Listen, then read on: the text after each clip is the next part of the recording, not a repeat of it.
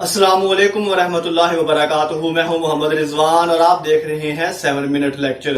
آج کے اس لیکچر میں انٹرمیڈیٹ سال دوم کی نثر کا تیسرا سبق نواب محسن الملک شروع کرتے ہیں. تو آئیے چلتے ہیں آج کے لیکچر کی طرف.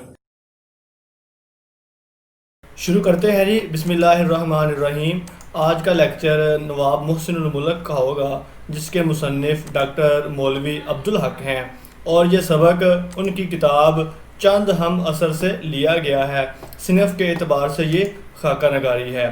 سبق شروع کرنے سے پہلے مصنف مولوی عبدالحق کا مختصر تعارف ضروری سمجھتا ہوں. 20 اپریل 1870 کو ضلع اتر پردیش کے گاؤں سراوا میں پیدا ہوئے اور 16 اگست 1961 کو کراچی میں وفات پائی.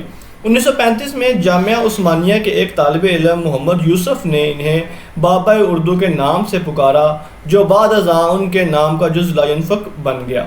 سر سید نے جب علی گڑھ کے یونیفارم تیار کروائے تو سب سے پہلے خود، پھر اپنے پوتے اور پھر مولوی عبدالحق صاحب کو پہنایا. انجمن ترقی اردو ہند کی بنیاد رکھی. سر سید احمد خان حالات و افکار، تنقیدات عبدالحق، مقدمات عبدالحق ان کی نمایاں کتب ہیں. تو شروع کرتے ہیں جی آج کے سبق کو. قدرت نے نواب محسن الملک مرحوم کو بہت سی خوبیاں عطا کی تھی. خطاب یا نام اٹکل سے رکھ دیے جاتے ہیں. محسن الملک کا خطاب ان کے لیے موضوع تھا. ان میں پارس پتھر کی خصوصیت تھی، ان سے چھوا نہیں اور کندن کا ہوا نہیں. اچھا، سب سے پہلے میں بتا دوں کہ یہ جو نیچے لائنز لکھی ہوئی ہیں، جتنی بھی سلائیڈز آئیں گی وہ لائنز آپ نے الگ لکھ لینی ہے ایک پیج کے اوپر، اور وہی آپ کا خلاصہ تیار ہو جائے گا. نواب محسن الملک کا اصل نام سید مہدی علی تھا.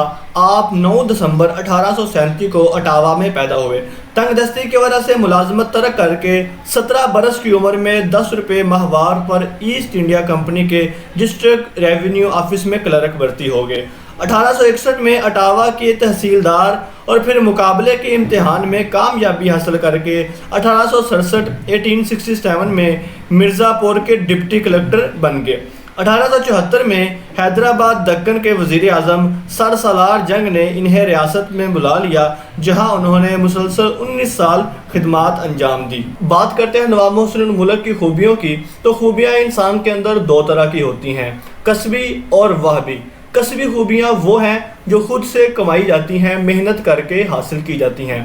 مثال کے طور پر اگر ایک بندہ اچھے طریقے سے گفتگو نہیں کر سکتا تو وہ تقریر کا فن سیکھتا ہے، لینگویج کورس کرتا ہے اور وہ اپنے اندر خوبی پیدا کر لیتا ہے. ایک ہوتی ہے وہبی خوبی. وہبی ہبہ سے ہے، جس کا مطلب ہوتا ہے گفٹڈ، اللہ تعالیٰ کی طرف سے تحفہ. اور نواب محسن الملک کے اندر جو خوبیاں تھیں وہ کسبی نہیں تھی، وہبی تھی. اور بعد میں ان کا نام ان کی خوبیوں پر بالکل پرفیکٹ بیٹھا تھا، جس وجہ سے کر کے ان کا خطاب ان کے لیے موزوں ترین تھا. پارس پتھر کا نام لیا گیا ہے تو پارس پتھر کے بارے میں کہا جاتا ہے کہ یہ ایک خاص قسم کا پتھر ہے کہ اگر معمولی سی دھات سے بھی یہ ٹچ ہو جائے تو یہ اس معمولی سی دھات کو بھی سونا بنا دیتا ہے. آپ میں سے اگر کسی نے انگلش سیریز ہیری پوٹر دیکھی ہو تو اس میں 7 ہوکرز کا ذکر کیا جاتا ہے، اور ان 7 ہوکرز میں ایک اس پارس پتھر کا بھی ذکر ہوتا ہے. نواب محسن الملک کے سیاسی مخالف بھی ان کو دعائیں دیتے اور جب تک زندہ رہے ان کے شکر گزار رہے. حیدرآباد میں ان کی سیاست دانی کے جوہر کھلے. پیچیدہ معاملات کو باتوں میں سلجھا دیتے تھے. اگر ترکی یا کسی اور سلطنت کے فارن منسٹر ہوتے تو یقیناً دنیا میں بڑا نام پیدا کرتے. چونکہ نواب محسن الملک کا سیاست سے تعلق تھا اور سیاست میں عام طور پر مخالفت ہوتی ہی رہتی ہے. سیاسی پارٹیز ایک دوسرے کے خلاف بیانات بھی دیتے ہیں اور سیاسی کرندے، سیاسی اہلکار آپس میں چپکلش اور چھوٹی موٹی تلخ کلامی عام بات ہے. لیکن نواب محسن الملک کے سیاسی مخالف بھی ان کو دعائیں دیتے تھے. یہ ان کا ایک گڈ بیہیویئر تھا، اچھا اخلاق تھا کہ جس کی وجہ سے ان کے سیاسی مخالف ان کے خلاف تو تھے، ان کا نظریہ ان کے خلاف تھا، لیکن اس کے باوجود بھی وہ ان کو دعائیں دیتے تھے. حیدرآباد جنوبی ہند کی مسلم ریاست دکن کا صدر مقام ہے. تقسیم ہند کے وقت نظام دکن نے خود مختاری کا اعلان کر دیا تھا، لیکن 17 ستمبر 1948 کو بھارت نے اس ریاست پر فوج کشی کر کے قبضہ کر لیا. آج کل یہ شہر حیدرآباد ریاست آندھرا پردیش کا صدر مقام ہے. حیدرآباد میں ان کی سیاست دانی کے جوہر کھلے. اور اگر ترکی یا کسی اور سلطنت کے فارن منسٹر یہ انگلش کا لفظ ہے جس کا مطلب ہے وزیر خارجہ. تو اگر ترکی، اس وقت ترکی ایک بڑا نام تھا، خلافت عثمانیہ کا نام تھا، تو اگر وہاں کے یا کسی اور سلطنت کے فارن منسٹر ہوتے تو یقیناً دنیا میں بڑا نام پیدا کرتے تھے۔ ریاست حیدرآباد کا بجٹ نواب صاحب نے مصر کے نمونے پر تیار کیا، بندوبست کا محکمہ قائم کیا، فنانس اور مال گزاری میں اصلاحات کی۔ 1882 میں برطانیہ نے مصر پر قبضہ کیا تھا۔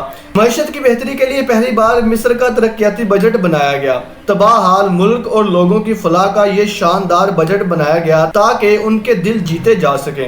نواب صاحب نے بھی مصر کے بجٹ کے نمونے پر ریاست حیدرآباد کا بجٹ تیار کیا۔ بندوبست کے محکمہ نے زمینوں کی پیمائش کا کام کیا کہ اس وقت کی کون سی زمینیں قابل کاشت ہیں اور کون سی زمینیں غیر قابل کاشت ہیں اور ان کا رقبہ کتنا ہے۔ اس کے علاوہ فنانس اور مال گزاری میں اصلاحات کی۔ مال گزاری ٹیکس اور لگان وغیرہ وصول کرنے کے معاملات کو کہتے ہیں۔ زمینوں میں سے جو اناج حاصل ہوتا ہے اس اناج پر جو ٹیکس لگایا جاتا ہے اس کو لگان کہتے ہیں، اور اس طرح کے زمینی معاملات مال گزاری میں آتے ہیں۔ تو ان سارے معاملات میں انہوں نے بہت زیادہ اصلاحات کی جن کی تفصیل یہاں پر مقصود نہیں ہے۔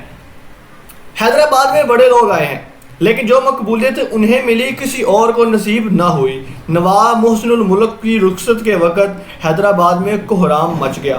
ہزارہا آدمیوں کا ٹھٹھ اسٹیشن کے باہر اور اندر لگا ہوا تھا۔ جو بھی بندہ حکومت میں آتا ہے اس کے ارد گرد خوش آمدید لوگوں کا ایک گروہ اکٹھا ہو جاتا ہے، اور جیسے ہی وہ آدمی جاتا ہے اور اس سیٹ پر کوئی نیا آئے تو وہی خوش آمد پرست طبقہ اس آدمی کے گرد گرد جمع ہو جاتا ہے۔ لیکن جب نواب محسن الملک حیدرآباد سے رخصت ہوئے تو حیدرآباد میں کوہرام مچ گیا۔